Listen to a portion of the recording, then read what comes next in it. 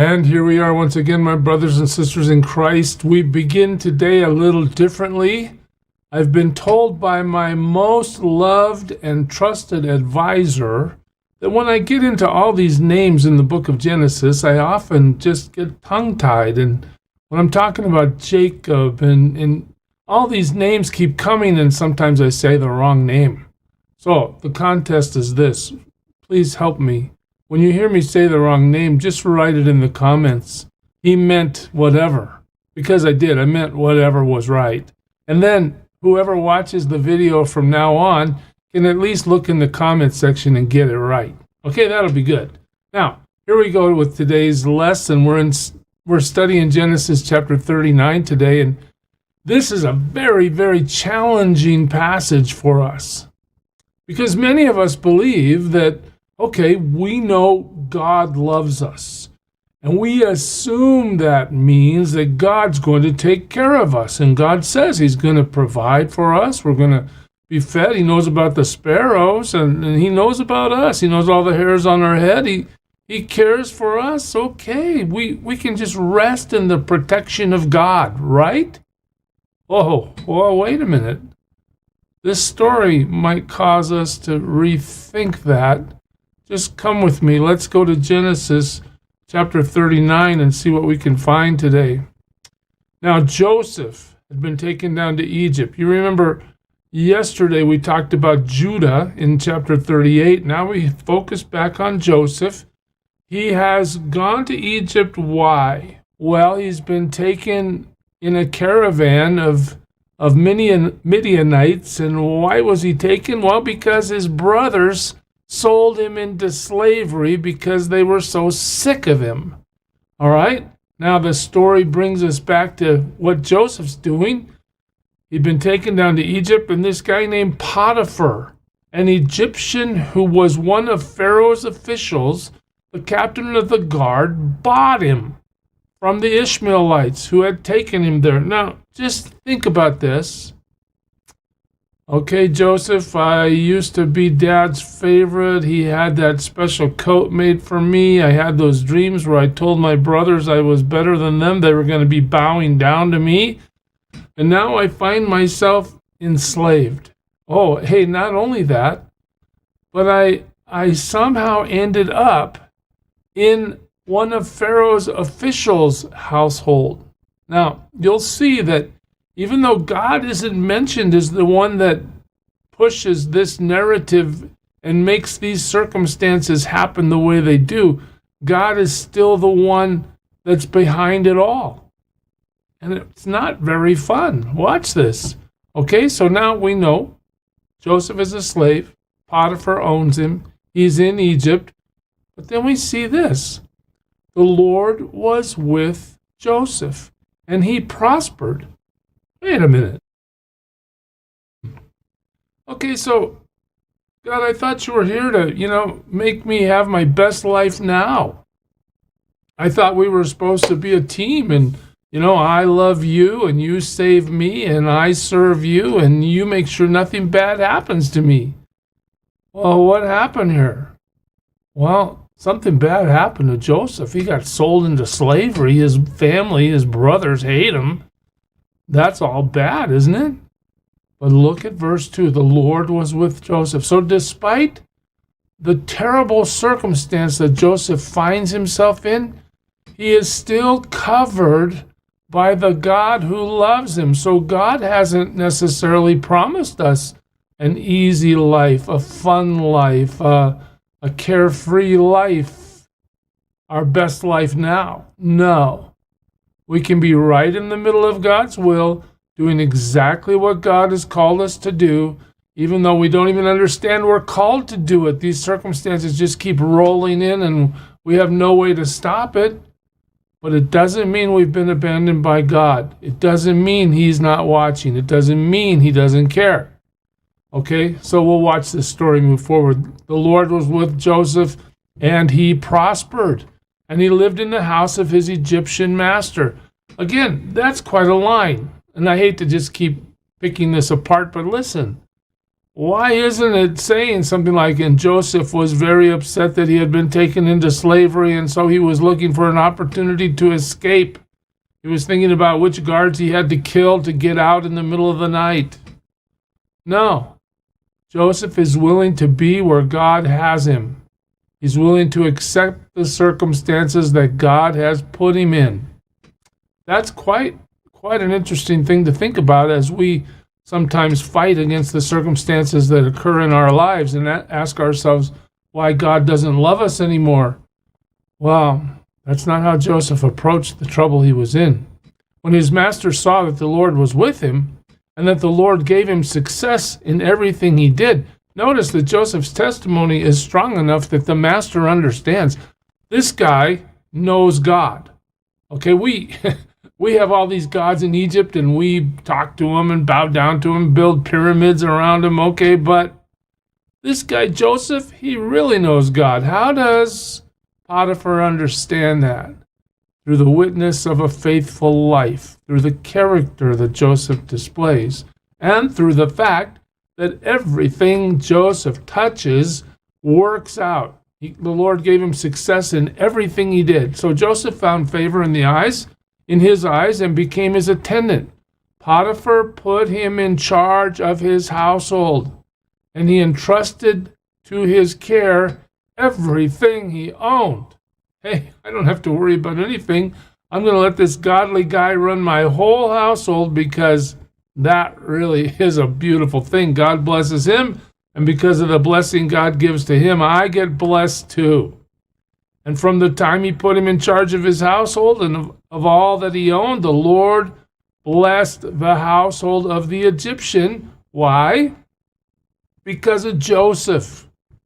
The blessing of the Lord was on everything Potiphar had, both in the house and in the field. Do you see that God is still actively working in Joseph's life in every circumstance, even though Joseph isn't home with his dad, Joseph isn't with his family anymore, Joseph is isolated, Joseph has become a slave.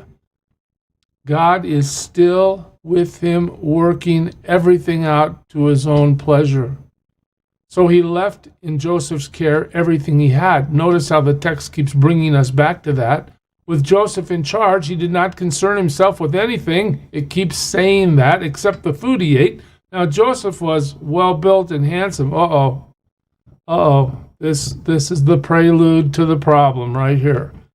Joseph's a good-looking kid, okay? He was 17 when we last learned about his age. We don't know how much time has passed now, but let's assume he's in his early 20s somewhere, maybe not even that old, but we do get told that he's well-built and handsome.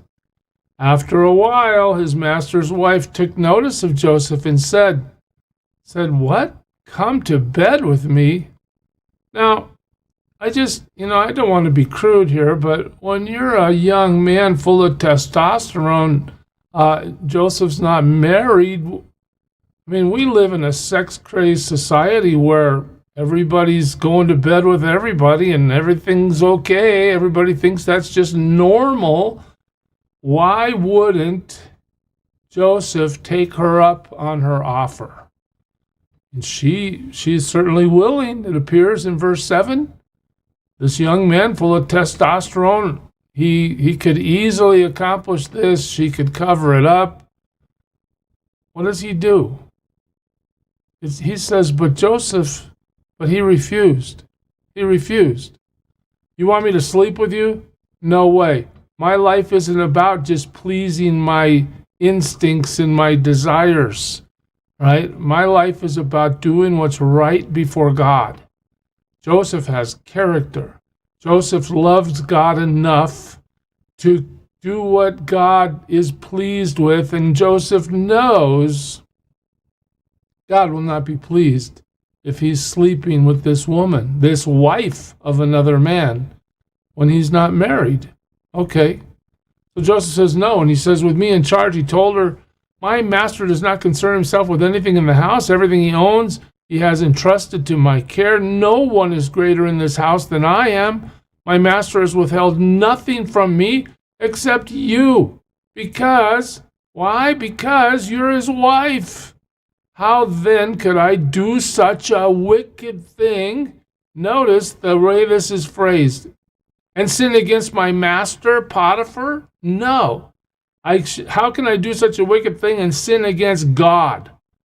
Joseph knows that God is watching his every move, and despite maybe he has feelings of betrayal where, gee, God, I was living my life. You were giving me dreams. Everything was cool. I can't believe you let my brother sell me into slavery. I can't believe that I now have been separated from my family and my life has been turned upside down. Where were you? No, Joseph doesn't have that attitude. He says, my obligation in life is to serve God, no matter where he is and no matter how he lets my life play out. I am here for you, Lord. I am not going to disobey you. That's Joseph's attitude. How could I do such a wicked thing and sin against God? So insightful for us. And though she spoke to Joseph day after day, he refused to go to bed with her or even be with her. He's doing the right thing. He's avoiding the temptation, and she just is relentless. No, come on, Joseph, come on. No. I'm not even going to be around you anymore. Wow. One day, he went into the house to attend to his duties, and none of the household servants was inside. She caught him by his cloak and said, come to bed with me. But he left his cloak in her hand and ran out of the house. Notice what it tells us. He ran for it. He ran. Instead of sleeping with this woman that wanted to sleep with him, he fled. This is exactly what we're brought to in the New Testament. 1 Corinthians 6, flee from sexual immorality. All other sins a man commits are outside his body, but he who sins sexually sins against his own body. Or James 4, submit yourselves then to God, resist the devil, and he will flee from you. Run for it, resist. That's what the text leads us to conclude. Here we're told, when she saw that he had left his cloak in her hand and had run out of the house, she called her household servants. Okay. What does rejection lead her to do? Lie. Look, she said to them, this Hebrew has been brought to us to make sport of us. He came in here to sleep with me. But I screamed, I'm the victim here. I'm the one that got attacked. I didn't do anything wrong. It's all about what Joseph did. And when he heard me scream for help, he left his cloak beside me and ran out of the house. Here I have proof. Here's his cloak. Well, she kept his cloak beside her until his master came home. Then she told him this story, that Hebrew slave you brought us came to me to make sport of me. Really? But as soon as I screamed for help, he left his cloak beside me and ran out of the house. She's a liar. When his master heard the story, his wife told him, saying, this is how your slave treated me. He burned with anger. Well, I guess so. And he's going to believe his wife, right? Joseph's master took him and put him in prison. Wow. Okay, God, so it's not enough that you already allowed my brothers to sell me into slavery, that I had to ride to Egypt with those Ishmaelites, and now I'm a slave that got sold to Potiphar, and I'm working as a slave every day in this Egyptian's household, but now you're going to let me get lied on and get thrown into prison? This would be plenty of ammo if Joseph wanted to say, I abandoned my faith. God, you don't love me. It's obvious you're not really there. Look at all these bad things that are happening to me. But no. Joseph doesn't do anything like that. He put him in prison, the place where the king's prisoners were confined. But while Joseph was there in prison, the Lord was with him. Here it is again. He showed him kindness. He granted him favor in the eyes of the prison warden. God is letting Joseph bloom wherever he's planted. He is still faithful to God, and God is still faithful to him despite how terrible his circumstances have become. He's not only a slave, now he's a prisoner in Egypt. But God prospers him. That's quite a definition of prosperity compared to the definitions we have today about what prosperity means. To Joseph, prosperity is the blessing of the Lord is on me.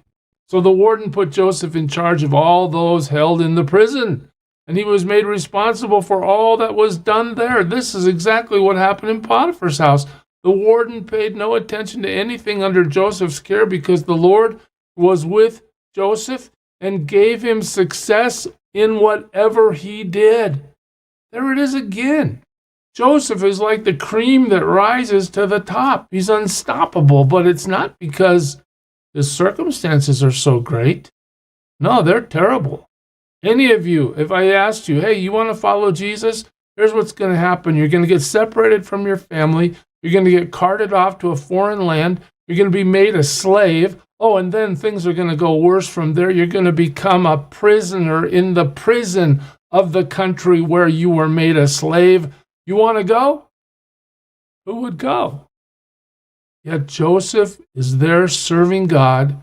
God sees everything that's happening to him, and God is working out his purpose through the suffering of Joseph. We'll see it more as we move on in the book of Genesis from here. God bless you today, church. Serve him well. Lord,